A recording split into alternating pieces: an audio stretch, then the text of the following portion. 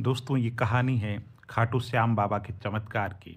सबसे पहले दोस्तों कमेंट बॉक्स में जय श्री श्याम लिख करके मुझे अनुग्रहित करें तो मैं सुनाता हूँ आपको कहानी श्याम धनी के चमत्कार की, जिसमें आस्था है, मनोवैज्ञानिक प्रेरणा है और हृदय स्पर्शी विश्वास और आस्था का पुट है।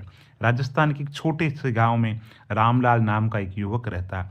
घर की हालत खराब, बहुत खराब।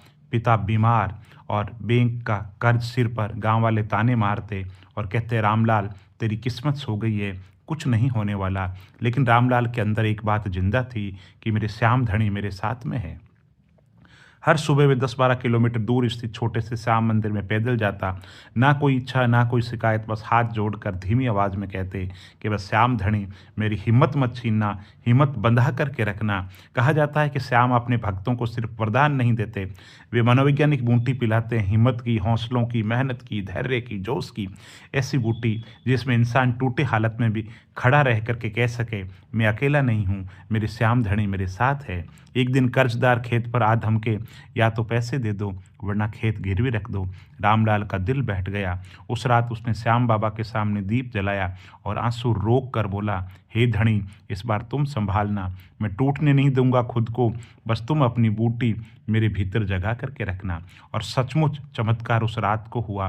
गांव में बारिश हुई। कुछ ही दिनों के अंतर्गत सूखे पड़े खेतों में मिट्टी फिर से जिंदा हो गई। रामलाल के खेत में सूखी फसल हरी और जीवंत दिखी, जैसे किसी ने उस पर जीवन का अमृत डाल दिया हो। समय बीता। रामलाल की फसल पूरे गांव में सबसे ज़्यादा निकली, दोगुनी पैदावार।